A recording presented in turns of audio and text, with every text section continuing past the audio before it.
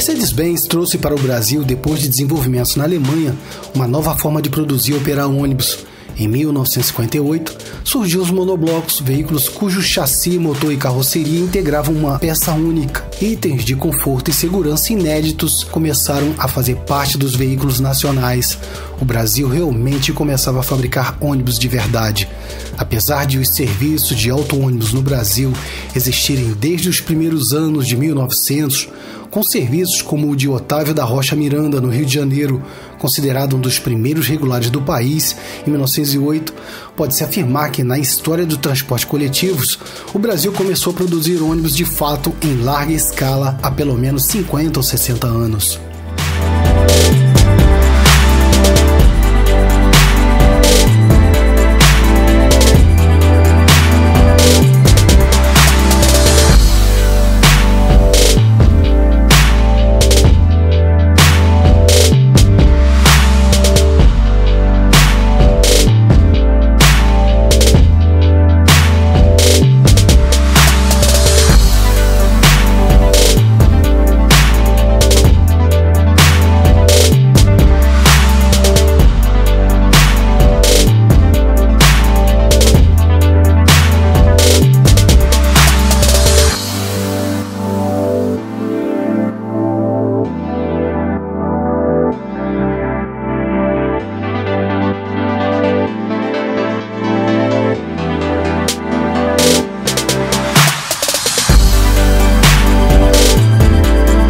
Várias décadas, os veículos de transporte coletivo brasileiros, tanto urbanos como rodoviários, não passavam de caminhões com carrocerias para transportar pessoas.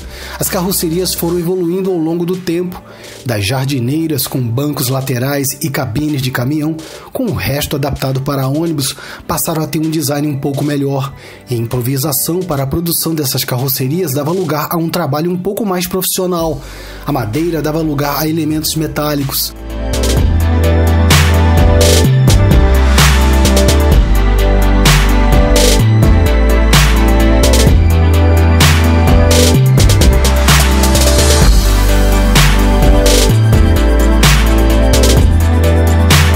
As carrocerias começavam a envolver um motor, ganhando espaço interno e oferecendo mais conforto a condutores e passageiros, tirando a cara de caminhão dos ônibus.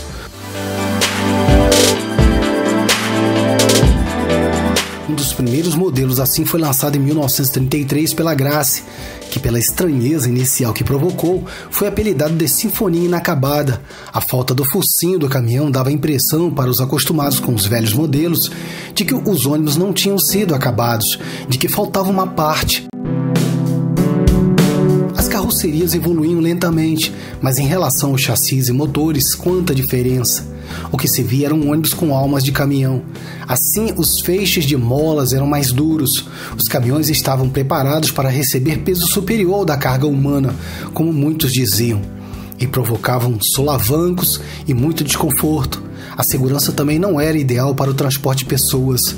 Nos anos de 1940, a indústria brasileira, com base em modelos internacionais, começou de maneira tímida a fazer realmente ônibus. Destaque nesse momento para o conceito de monobloco, que era um produto no qual chassi, motor e carroceria, a grosso modo, formavam uma única peça.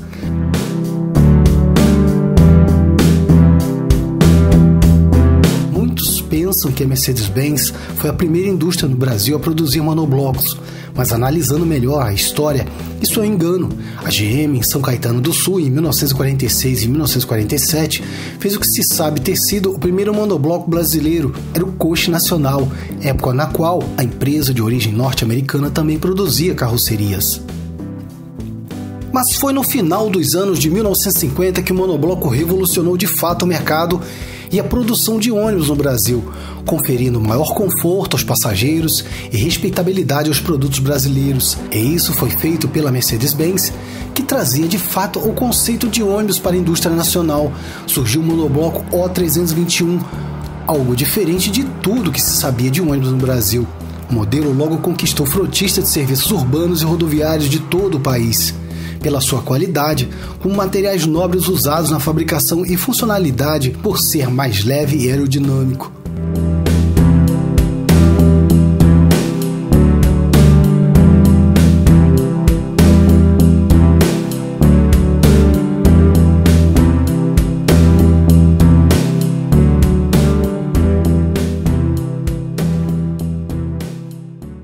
Mercedes-Benz, uma história brasileira com sotaque germânico. O ano de 1951 no Brasil, Getúlio toca sua política enquanto na Alemanha engenheiros e técnicos brasileiros, reunidos em Mayen com dirigentes da Mercedes-Benz, estudam a possibilidade de trazer para o Brasil chassis de ônibus e caminhões. Melhor do que isso, em 1953, enquanto Getúlio faz o Brasil clamar "o petróleo é nosso" em São Bernardo do Campo, oficialmente a Mercedes-Benz do Brasil nascia. Em 1951, na Alemanha, a Mercedes fabricava o modelo O66OOH, com um inovador conceito tecnológico de motor traseiro. Além das inúmeras vantagens de silêncio e conforto internos, foi o primeiro chassi projetado especificamente para ônibus, não derivado de um chassi de caminhão.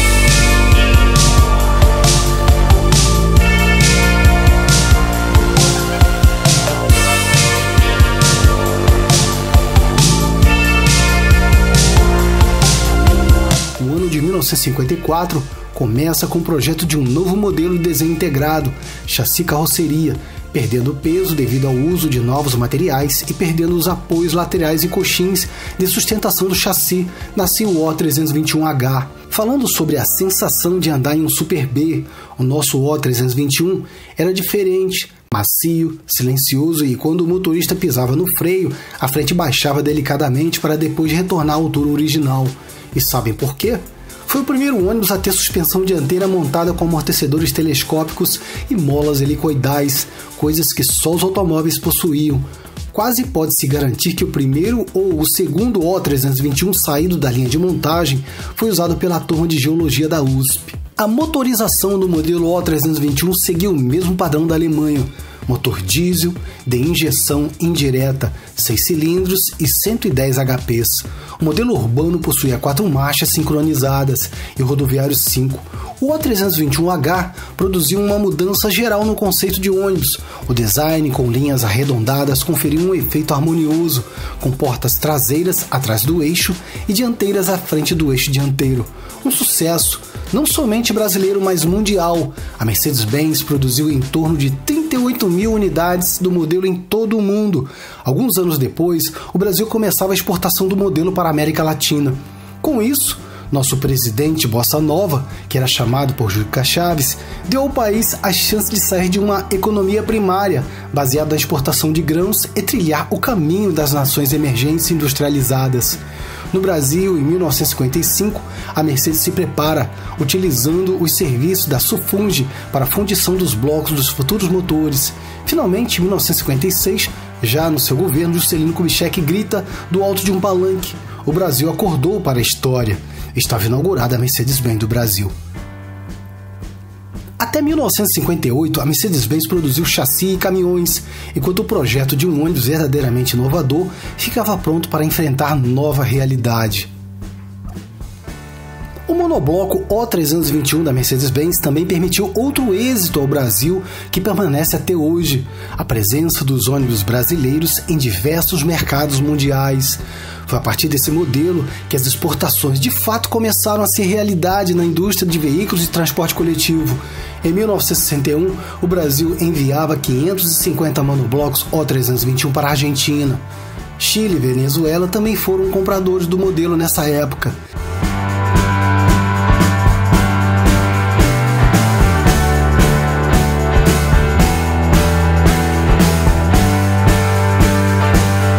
As áreas urbanas cresciam em todo o país nos anos de 1960.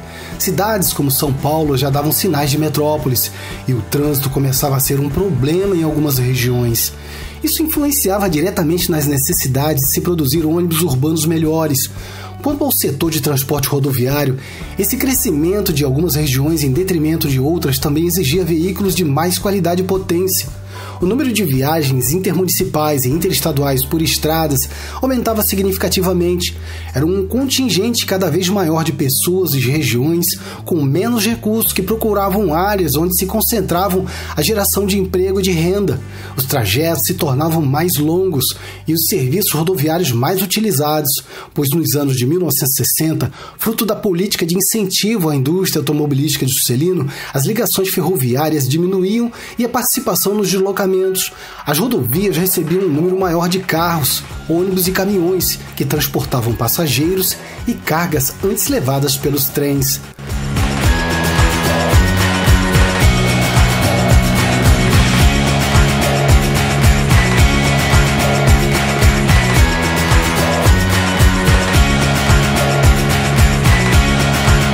No ano de 1966 foi lançado o monobloco O326, com 63 cavalos de potências a mais que o seu sucessor.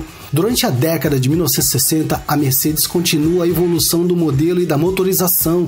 Já em 1962, alterações de design conferem à traseira um novo estilo e os motores já na série OM322 passam de 5,1 para 5,7 litros, oferecendo 126 HPs.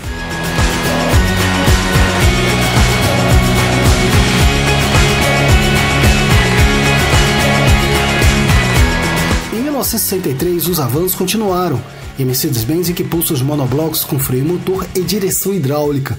Já em 1966, na versão rodoviária, a Mercedes oferecia o motor OM32, 6 cilindros, mas agora com 180 HPs, proporcionando maior desempenho, equipado com turbo compressor.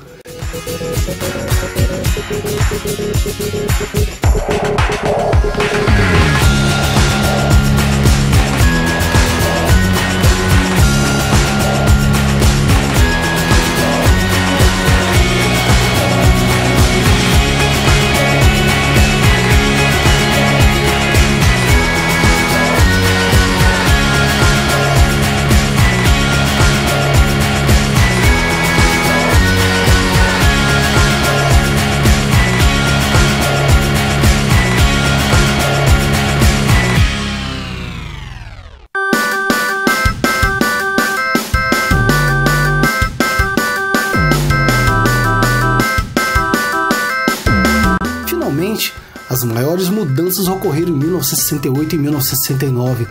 Primeiramente, uma reestilização total, quando os monoblocos ganharam nova frente e a partir de 1969 a Mercedes apresentou em caráter pioneiro o primeiro motor diesel com injeção direta, o OM352. E realmente, a introdução do modelo O352 em 1969 com seu conceito de injeção direta de combustível, fez com que o mercado tivesse de se ajustar mais rapidamente. O sistema mais simples, eficiente e de fácil manutenção agradou frotistas e gestores públicos, e para não ficar para trás, outras fabricantes tiveram de estudar inovação para ônibus. Os ônibus tinham de trafegar então por regiões de realidades diferentes, pelas mais desenvolvidas, que apresentavam uma infraestrutura maior e melhores condições viárias, e por áreas de difícil acesso e pavimentação precária, quase inexistente, inclusive com ruas e estradas de terra e seus desafiadores atoleiros.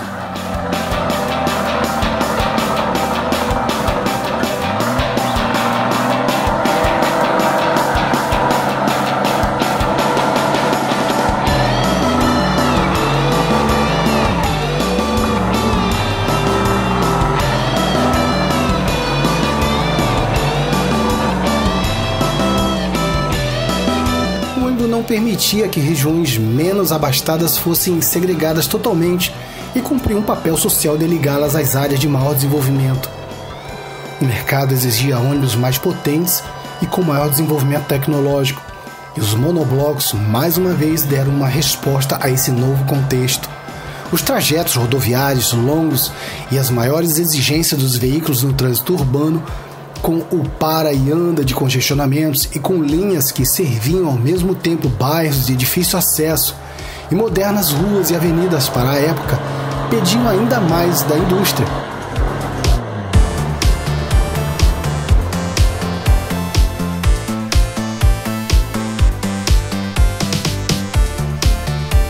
Os gestores públicos, tanto de linhas locais como os das que serviam diversas cidades e estados, pressionados por uma população que começava a desenvolver uma consciência de que transportes são um direito e, como tal, devem ser bem prestados, determinavam padrões de qualidade. Claro que tudo isso vinha aos poucos, mas nesse contexto, mais um grande passo foi dado pela família dos monoblocos. A turboalimentação dos motores, algo ainda não amplamente usado nos ônibus, ganharia destaque, conferindo aos veículos mais potência, rendimento e flexibilidade, com o lançamento em 1971 do monobloco O362 turboalimentado. O modelo foi um sucesso por vários anos, entre operadores urbanos e rodoviários. O assovio do motor era inconfundível. Para se ter uma ideia da aceitação do O362 em 1978, a CMTC, Companhia Municipal de Transporte Coletivos da capital paulista, de acordo com pesquisas do historiador Valdemar Corrêa Stiel, fez a maior compra de monoblocos da história desse país. Foram 2.000 unidades, o O362 da versão urbana. Isso, segundo ele, mostrava que o modelo é ideal para os transportes das cidades. Na época, visto que a CMTC era referência nas operações e aquisições de veículos urbanos. Em 1972, foi lançado o monobloco O355 com motor O355/6 de 200 cavalos. Uma sensação para os transportadores de grandes demandas e que operavam linhas extensas. A motorização e o chassi foram tão bem aceitos no mercado que, pouco tempo depois, a Mercedes oferecia o motor e o chassi para encarroçamentos por outras empresas. Foi outro sucesso internacional de origem brasileira. Nesse ano foram exportados 1.000 unidades para o Chile, por exemplo. Mais países se tornaram clientes dos ônibus brasileiros devido ao sucesso do modelo. Desde o início da produção do primeiro O321 até 1974, a Mercedes-Benz alcançava a marca de mais de 20.000 monoblocos fabricados no Brasil. O monobloco era um sucesso que, comercialmente e para acompanhar o desenvolvimento rápido das necessidades, precisava ainda ter longa vida. E a montadora prosseguiu na evolução de modelos já lançados e a criação de novos monoblocos.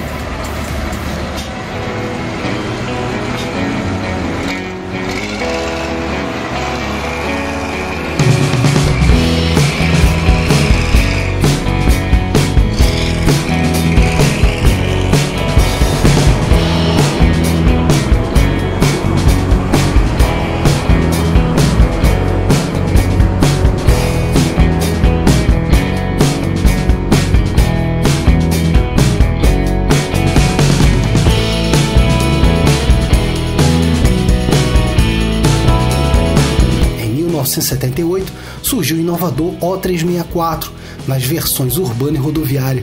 Apesar de apresentar o mesmo conceito de seus antecessores, trazia inovações ao mercado e aos usuários. O modelo era mais moderno, com janelas maiores e mesclava de maneira harmoniosa linhas arredondadas, como dos modelos passados, com um desenho mais reto. O O364 também marcou a inauguração entre 1978 e 1979 da fábrica de ônibus da Mercedes-Benz em Campinas, no interior de São Paulo. A unidade alcançou, na América Latina, um dos maiores números de produção de ônibus. No final de 2000, a produção de ônibus voltou para São Bernardo do Campo, no ABC Paulista. A unidade de Campinas passou a ser destinada para as atividades de assistência técnica, pós-venda, comercialização de peças, treinamento e desenvolvimento da rede de concessionários. O modelo também respondeu a um nicho de mercado que crescia desde os anos de 1960 e nos anos de 1980 atingiria seu ápice, o de fretamento contínuo. Assim, o O364 foi predominante nas frotas e serviam fábricas, escolas e conjuntos de escritórios.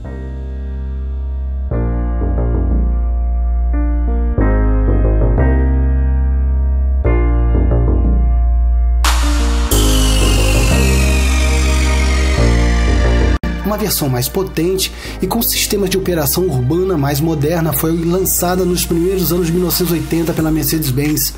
Era o O365, que apresentava poucas variações estéticas em relação ao seu modelo de origem. Se o monobloco O364 em 1978 trouxe inovações, o que estaria por vir reservaria maiores surpresas e positivas para quem operava e para quem usava os ônibus.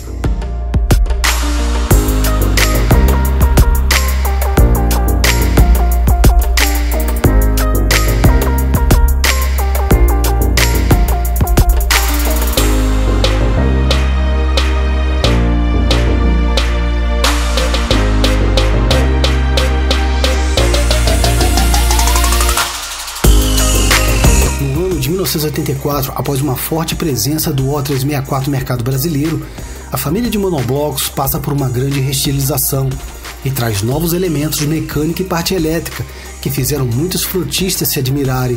Isso porque essa nova família atendia boa parte das expectativas do mercado, dos gestores, operadores e usuários, todos que se tornavam mais exigentes e devido à concorrência e até a questões políticas pelo fato de a imagem dos administradores estar atrelada à qualidade dos transportes. Entrava em cena o monobloco O370. Inicialmente foi lançada a versão rodoviária O370 RS, com motor OM 355/6A, turbo de 292 cavalos, e o O370 RSD com motor OM 355L/6LA, turbo pós-resfriado, com 326 cavalos de potência e 3 eixos. Atendendo às exigências do mercado em relação a serviços de freitamento em distâncias menores, para minimizar os custos operacionais, foi lançada a versão O370R com motor OM O355/A com 238 cavalos. Os motores também ganharam uma força a mais. Equipavam os O364 as seguintes séries na versão urbana. O O364 11R tinha motores O352 ou O355/5 nos primeiros modelos. Já os rodoviários O364 12R e o 364 13R tinham inicialmente motores O355/6 de 240 cavalos. Um espetáculo para a época, pois mesmo antes de um projeto padrão que especificou padrões mínimos de qualidade para ônibus brasileiros, exigindo potência mínima de 200 cavalos, ser concluído entre 1978 e 1979, os motores já atendiam e até superavam essa exigência. No entanto, mesmo atendendo boa parte das exigências do mercado de ônibus, os monoblocos O370 ainda não eram os ideais para quem buscava excelência em seus produtos, como foi a postura da Mercedes-Benz em relação aos monoblocos. 3 anos depois, a nova família de monoblocos ganhava mais uma geração, com filhos mais modernos, fortes, mais flexíveis e com mais opções. A família O370 passou por reformulações e em 1987 foi lançada a série O371, com a inclusão de monoblocos urbanos. As versões rodoviárias RS, RSD e R seguiram o padrão adotado pelo O370 e na linha urbana surgiu um monobloco O371U com o motor OM 366 de 136 cavalos e o O371UP urbano padrão com motores OM 355/5 de 187 cavalos e o OM 355/5A de 236 cavalos. Entre o final dos anos de 1980 e o início dos anos de 1990, também surgiram monoblocos O371 urbanos a gás natural e trólebus. O modelo O371 urbano foi um espetáculo à parte. Seu desenho externo e principalmente o ambiente interno era algo jamais visto nos ônibus urbanos brasileiros. Com uma cor creme, bancos anatômicos, luminárias em ângulo, aproveitando o contorno da lateral com o forro, caixa de ventilação, escotilhas para a entrada de ar, um piso com forração antiderrapante e harmonioso com os demais materiais empregados, faziam o motorista, cobradores e passageiros se sentirem num ônibus realmente moderno. Um detalhe percebido por todos que usavam o modelo, mesmo com quem não tinha tanto conhecimento ou não se ligava em transporte, eram 2 caixas iluminadas, uma na parte frontal dos veículos, no teto interno, logo após o motorista, no lado esquerdo, e outra na porta, na entrada do lado direito, que exibia a mensagem "Parada solicitada", logo quando alguém acionava o botão de alerta para descer. Aliás, o botão também foi uma inovação que marcou o O371 urbano. O sinal de descida, na maior parte dos modelos, era acionado por uma cordinha ao longo da parte interna do teto dos ônibus. Nos modelos mais antigos, essa cordinha não passava de um varal de estender roupa comprado em qualquer mercearia. Na versão rodoviária, outra inovação para o mercado de ônibus, o monobloco O371 ganhou, em 1990, o sistema ABS, de antitravamento e de patinagem. O sistema controla eletronicamente a frenagem e a tração dos veículos, mais uma solução de segurança e conforto incorporada e trazida pelos monoblocos. Os anos de 1980 trouxeram grandes inovações nos transportes urbanos.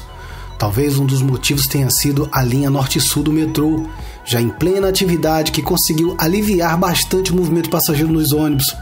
Na Alemanha, com o chassi O303, a Mercedes-Benz continua incorporando novidades e aperfeiçoamentos tais como freios ABS, motores em V e EPS, Electronic Power Shift, reduzindo drasticamente o esforço dos motoristas. Com tudo isso, ganha-se, em meados da década de 1980, o monobloco O370. Desde o design até a mecânica, um ônibus diferente. Na versão 4x2, vem equipado com motor OM 355/6, 6 significa 6 cilindros, turbo aspirado que desenvolvia 392 HPs. Ainda na versão 6x2, tinha motorização OM 355/6 Turbo Kohler, de 326 HPs. A versão urbana aparece em 1986 com motor OM 366/5, de 5 cilindros e 238 HPs. Todos eles dotados de suspensão pneumática. Em São Paulo, em 1987, o O371 marcou época. Ainda não se falava em turbo em ônibus urbanos. O O371 veio para alegrar as frotas. Seu design mais quadrado e proporcional, extremamente mais baixo, com grande área envidraçada, vem encabeçar o conceito de padrão bus nas ruas. O modelo O371 foi alvo de muitas versões. Versão normal a diesel, versão híbrida diesel e gás, o O371LR padrão 2 portas, O371 padrão UP 3 portas, uma versão trolleybus e uma versão 3 eixos. Como curiosidade, a fábrica de Campinas, antes de ser desativada até meados de 1996, foi a maior e mais moderna fábrica de ônibus do mundo ocidental. Em São Bernardo do Campo, hoje seu parque fabril conta com 11.500 funcionários aproximadamente. Nos anos de 1990, o mercado e a tecnologia estavam em uma ebulição contínua. O projeto padrão era uma realidade. Scania e Volvo abocanhavam seus nichos de mercado e a Mercedes continuava mostrando sua evolução por meio dos monoblocos. Continuavam em linha os urbanos O371, mas agora dotados de suspensão total traseira e dianteira pneumáticos, controle de tração e ABS. No ano de 1994, era a vez de mais uma renovação na família dos monoblocos da Mercedes-Benz. A última da saga dos monoblocos. Surgiam no mercado os ônibus O400. Os modelos rodoviários seguiam as mesmas estruturas do O371, apresentando algumas mudanças estéticas. As lanternas traseiras eram maiores e na vertical. Na tampa de acesso ao motor havia fundido o nome Mercedes-Benz com letras grandes. A carroceria era mais limpa e com menos frisos. Na frente, a grade entre os faróis dava lugar a uma chapa lisa e os pequenos faróis quadrados eram substituídos por dois redondos de cada lado com dimensões maiores. O O400 foi lançado com várias configurações de motor e dimensões. O O400R, motor 449A turbo, 252 cavalos e 10,8 metros. O O400RS com motor 447LA de 354 cavalos com 12 metros de comprimento. O O400RSL, 2 eixos, motor 447LA, 354 cavalos e 13 metros e meio de comprimento. O O400RSD com motor OM 447LA de 354 cavalos, de 13 metros e meio de comprimento e 3 eixos. O modelo foi bem aceito e usado em diversos tipos de serviços pelas variedades de opções, desde fretamentos e linhas interurbanas curtas até em linhas que cruzavam boa parte do país. Na segunda metade dos anos de 1990, o monobloco O400 deixa de ser produzido, encerrando assim a era dos monoblocos brasileiros da montadora alemã. Esse tipo de ônibus, apesar de inovador e de qualidade, tanto é que muitos ainda são vistos prestando serviços em empresas de vários portes e particulares, tinha um valor superior a outros do mercado, inclusive os próprios Mercedes encarroçados por outras empresas. Na segunda metade dos anos 1990, a procura se torna maior por plataformas para posterior encarroçamento.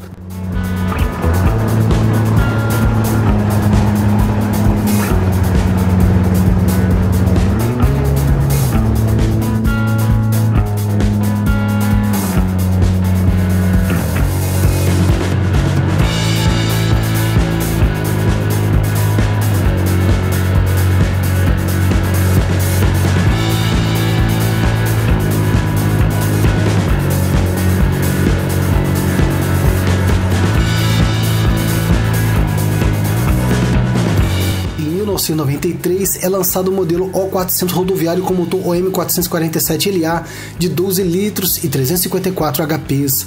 A Mercedes lança para uso nos BRTs a versão O400 UPA com motor turbo de 320 HPs e dispositivo eletrônico anti-L, que contém os movimentos pendulares da carroceria. Poderíamos falar indefinidamente da característica de cada modelo e motores, porém é o que é mais importante. Desde que o Super B foi lançado em 1958, a Mercedes escolheu os monoblocos como portadores do DNA da evolução técnica.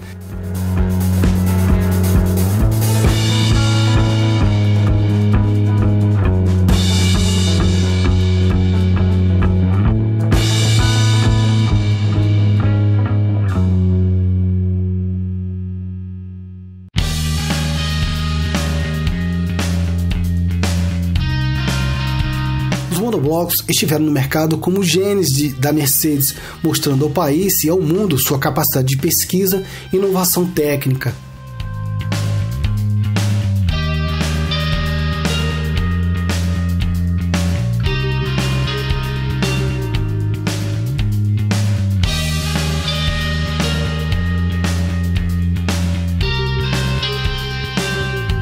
Por isso, ao invés de simplesmente fornecer o chassi, a Mercedes fez questão de que suas fábricas saísse algo completo, um autêntico Mercedes.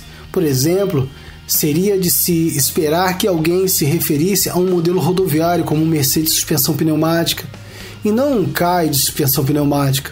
Assim, todas as encarroçadoras participaram do avanço tecnológico em cada estágio, mas o ineditismo era inerente aos monoblocos.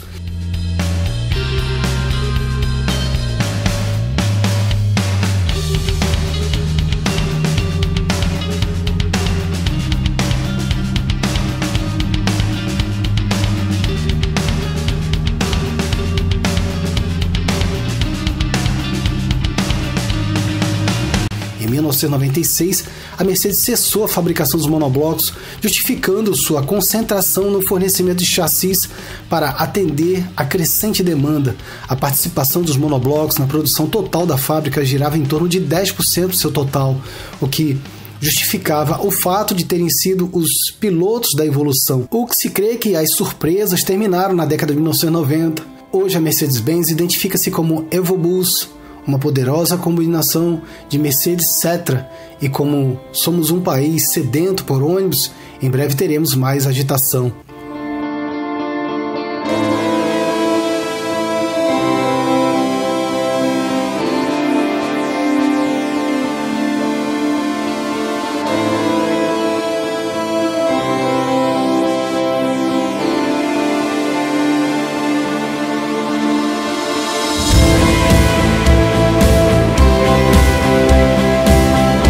Injeção direta, sistemas de suspensão modernos e confortáveis, a consagração do motor traseiro, turboalimentação, grandes fatias do mercado, freios ABS em ônibus, colocação dos veículos de transporte coletivo brasileiros no mercado exterior são algumas das contribuições que os monoblocos da Mercedes-Benz trouxeram e consolidaram na indústria nacional. Ele acompanhou também as diversas fases políticas e econômicas e de crescimento urbano do país.